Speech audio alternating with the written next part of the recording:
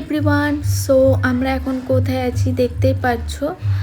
আর এখানে দেখো সবাই ঠাকুর দেখতে, মানে এত ভিড়, এত লাইন।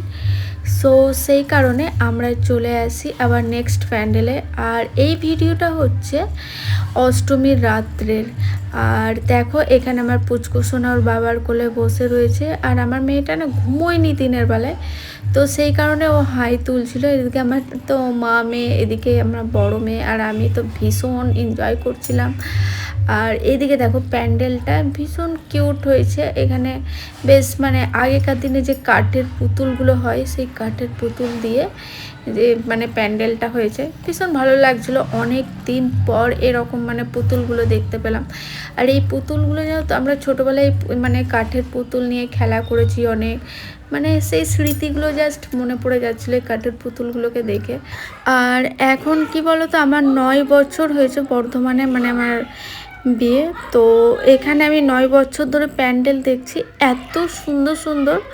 সো চলো তোমাদের একবার মাকে দর্শন করা এখানে। আর এখানে যেহেতু ভিড় ছিল, সবাই বলছিল একটু তাড়াতাড়ি মানে চলে যাবে। তো দেখো মায়ের মুখটা কত সুন্দর, তাই না? মানে মনটা একদম ভরে যাচ্ছে। এদিকে দেখতে পাচ্ছ এবার আমরা বেরোবো। তো চলো আবার নেক্সট ঠাকুর। তো এখানে দেখো জীবন্ত দুর্গা, মানে এখানে প্রত্যেক বছর হয় আর আমরা এখানে প্রত্যেক বছর দেখতে আসি। হ্যাঁ দেখতে পাচ্ছ ভিড়, দেখতে পাচ্ছ এখানে অনেক ভিড় ছিল আর রাস্তায় অনেক গাড়ি যাতায়াত করছিল।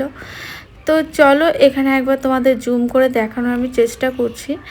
আর সামনে কিন্তু অনেকে বসেছিল, তো যে কারণে আমি একদম সামনে গিয়ে ভিডিও করতে পারিনি, যেহেতু এটা আমি জুম করে তোমাদের দেখাচ্ছি। তো চলো একবার ভালোভাবে দেখানোর চেষ্টা করি।